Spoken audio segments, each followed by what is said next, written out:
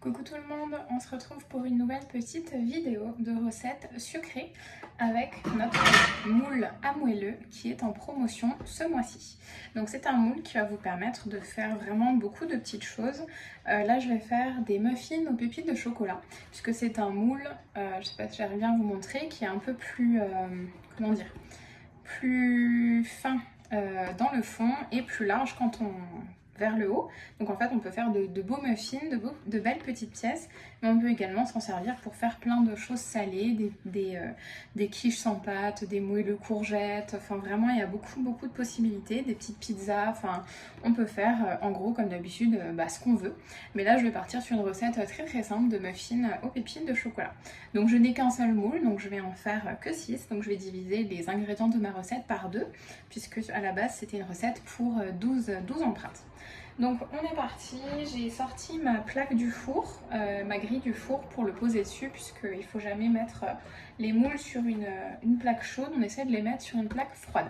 Donc ce moule, comme tous les autres, va au four, au micro-ondes, au frigo et au congélateur. On l'oublie souvent, mais nous avons déjà plusieurs collègues qui ont fait des recettes de glaces hyper sympas, donc des petites glaces en fait individuelles.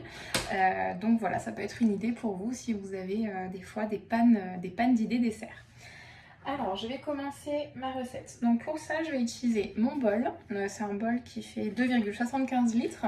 Donc bol à pâtisserie classique, il a le couvercle. Et je vais utiliser donc ma cuillère mélangeur pour mélanger mes ingrédients. J'aurai pas beaucoup de farine, etc. Donc ça devrait suffire. Alors, je vais démélanger donc dans un premier temps farine. Alors farine, il m'en faudra 100 grammes. Donc j'ai mis ma balance.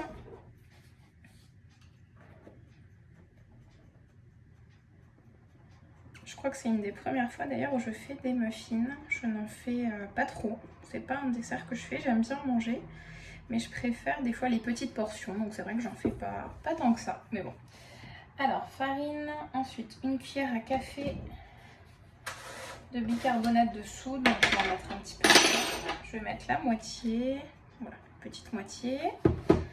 Ensuite une cuillère à café de levure chimique. Oui, il en fallait 2, donc je ne vais en mettre qu'une. Pour qu'on ait des beaux muffins bien gonflés. Alors, j'ai du mal. Voilà, une bonne cuillère, on va dire que c'est bon. Ensuite, du sel et du sucre. Du sel, donc ça va être vraiment une toute petite pincée. Je vais saupoudrer ça comme ça. Et du sucre, 150 grammes. Je vais mettre la moitié, ce qui fait donc 75. Je suis pas très douée en calcul, mais quand ça reste des petits calculs simples comme ça, ça va. Je mets un peu moins de sucre. Si vous avez déjà vu d'autres vidéos, vous le savez, je n'ai même pas mis 70. Je préfère réduire un petit peu le sucre dans mes préparations. J'aime pas quand c'est trop sucré. C'est pas forcément question de diététique, puisqu'il n'y a pas toujours d'avantage à remplacer du sucre par autre chose. Mais j'aime pas quand c'est trop sucré. On va déjà mettre des pépites de chocolat. Et puis pourquoi pas rajouter la confiture, du Nutella ou autre chose dessus si on a envie de rajouter un peu de sucre. Mais moi, je préfère réduire un petit peu. Donc, je vais mélanger tout ça. Voilà. Juste un petit coup. Ensuite, je vais prendre mon Speedy Chef que j'ai oublié de sortir pour battre mes œufs en petite omelette.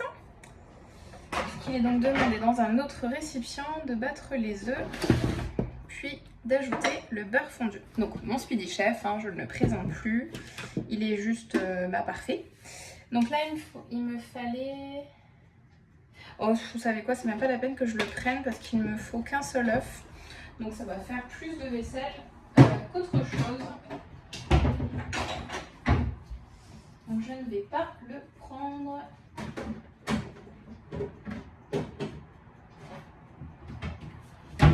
Je vais prendre un autre petit bol. Donc je vais casser mon œuf. Alors avant ça, je vais faire fondre mon beurre. Il me faut 50 grammes de beurre. Alors 50 grammes. Ouais, 50 grammes de beurre. Donc je vais couper 50 grammes que je vais fondre. Donc vous avez vu dans mon fameux pichet micro-cook, qui est notre petit pichet magique, qui va au micro-ondes et qui va vous permettre de fondre notamment le beurre, le chocolat dans tout ce type de préparation, mais aussi de faire plein de choses, béchamel, des sauces béarnaises. Vous pouvez cuire vos petits légumes dedans dans une petite quantité. Vous pouvez vraiment faire plusieurs choses là-dedans. Donc ne sous-estimez pas ses capacités, on peut faire pas mal de choses. Il suffit de savoir, et pour ça, donc je vous invite à chercher sur internet ou à contacter votre conseillère Tupperware, c'est-à-dire soit moi, soit quelqu'un, si vous en avez déjà une par chez vous. Voilà, 50 grammes, parfait. Donc je vais mettre à fondre au micro-ondes, je sais pas, même pas une minute je crois. Je pense qu'une minute ce serait pas mal. De toute façon je vais voir ce que ça donne. On dit tout le temps, hein, il vaut mieux surveiller et augmenter le temps après. Je vais casser mon œuf.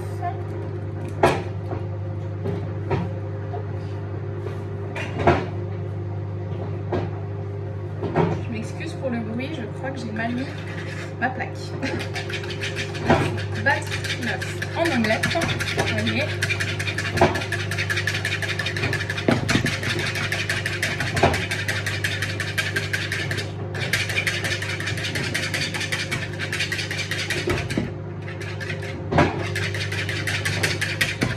Vous voyez, parfait. Celui-là, il est vraiment parfait pour ça en fait.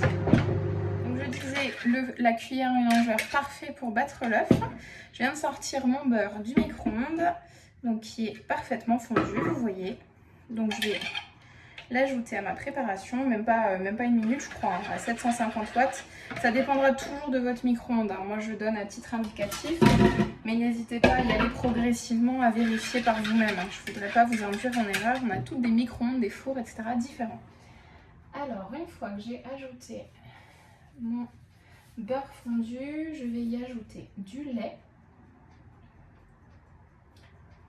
Du lait, 120 ml, donc je vais en prendre 60 puisque je divise donc mes quantités par 2. Donc j'ai pris mes cuillères mesure, je sais qu'elles ne sont plus en vente, mais moi je les utilise toujours. On espère qu'elles vont revenir parce qu'elles nous manquent un peu.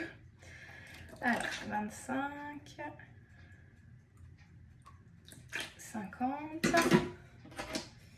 et 2 x 5. Hop, une fois. 2 fois pour faire 10. Donc peut-être qu'elles ressortiront en promotion, au nouveau catalogue, on ne sait pas. Vous savez que chez Tupperware, c'est toujours la surprise. Ensuite, écoutez, je crois que j'ai mis la plupart de mes ingrédients. Je vais faire un puits dans mes poudres. Tac. Faire un petit puits, bon de toute façon ça va se mélanger, hein. Et y introduire le mélange et ensuite ajouter les pépites de chocolat. Vous voyez, recette très rapide, vous pouvez la faire soit seule. Là, je me suis dit allez, il est 5 heures, je vais faire un petit dessert pour ce soir. C'est pas contraignant en termes de temps, hein. Je prends bien sûr ma spatule, ma chouchoute, spatule fine, pour bien racler mon bol. Et on va mélanger tout ça progressivement. Je vais garder ma spatule sous le coude puisque je l'utiliserai après. Donc on mélange, hop, tranquillement. Ça se mélange hyper bien.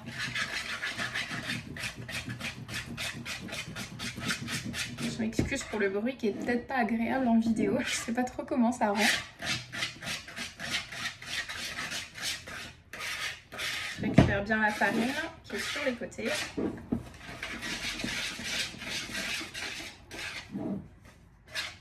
Voilà, j'ai une jolie pâte. Vous voyez, en 2 temps 3 mouvements avec notre fouet mélangeur. Parfait. Et je vais ajouter mes pépites de chocolat. Donc effectivement, je n'ai pas 100 grammes, j'ai un petit peu moins. Ah, et en plus, je crois que c'est des pépites choco caramel. Donc, ah oui, oh là là. Ça va être bon, hein. Pouf, je vous dis pas, mais déjà les pépites en soi, elles sentent mais tellement bon que là-dedans, ça va être juste une tuerie, je pense. Je mélange tranquillement pour pas casser les pépites. Eh bien écoutez, c'est prêt, hein, comme d'habitude, ça prend très très peu de temps. Je vais prendre une cuillère.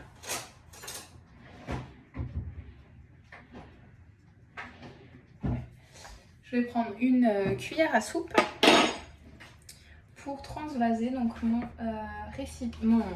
ma pâte, n'importe quoi, dans mon moule. Alors hop, vous voyez mon moule qui est sur ma grille. Donc pensez toujours à le mettre sur une surface plane avant de le remplir parce que on l'a tous déjà fait, on n'a que le moule, on remplit et puis après on est là, mince, c'est pas stable, etc. Et puis on en met un petit peu partout. Enfin si vous êtes gaffeuse ou gaffeur un peu comme moi, et ben moi ça m'arrive. Donc je vous conseille tout de suite de le mettre sur votre grille, votre plaque de cuisson, peu importe. Ou même pourquoi pas la planche souple, ça peut être votre base de travail. C'est ce qu'une de nos collègues a fait quand elle a fait ses glaces, ça l'a aidé à emmener ensuite son moule au congélateur. C'est quand même bien plus pratique. On va remplir nos empreintes, on va les remplir aux 2/3 puisque vous savez qu'il y a de la levure dedans et du bicarbonate, donc ça va faire gonfler notre préparation et c'est ce qu'on veut. On veut faire de jolis muffins. Donc si vous remplissez au maximum, et ben ça ne va pas faire la forme que vous voulez. C'est-à-dire que la collerette ne va pas bien se faire, enfin moi j'appelle ça la collerette. Mais vous savez quand ça gonfle et que ça fait un genre de petit chapeau très joli, bah, si vous gonflez trop ça va redescendre. Donc le but c'est on suit la recette aux 2/3. Je vais y aller progressivement. À un moment je devrais avoir tout pile ce qu'il me faut en quantité pour 6 moules. Enfin pour 6 empreintes. Parce qu'il y a 6 empreintes dans ce moule à moelleux. Donc franchement c'est un moule je trouve par rapport à d'autres qui est vraiment multifonction puisque vous allez pouvoir faire du salé, du sucré, des glaces, enfin c'est une forme très simple certes mais qui va vous permettre de multiplier en fait les préparations. Par rapport au moule à stick ou moule à gaufre où effectivement vous allez faire que des sticks ou que des gaufres même si vous pourrez changer le goût.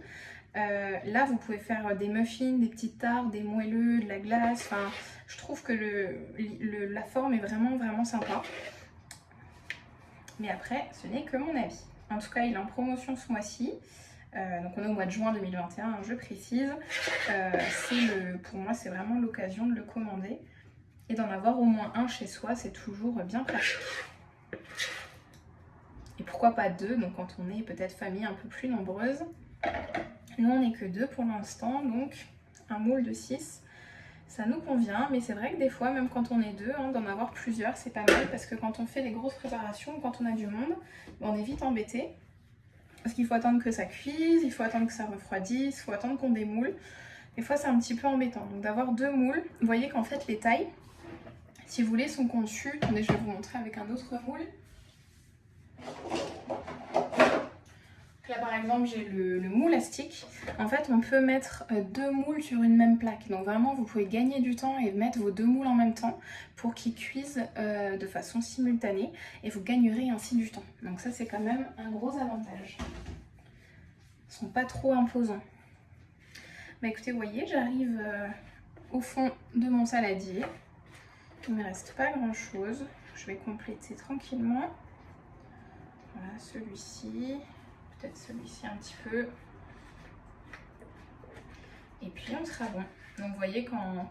Je sais pas combien est la vidéo, mais vraiment en très peu de temps, on aura préparé un petit dessert, un petit goûter, un petit truc à emmener quand on est invité. Nous on emmène souvent le dessert quand on est invité quelque part.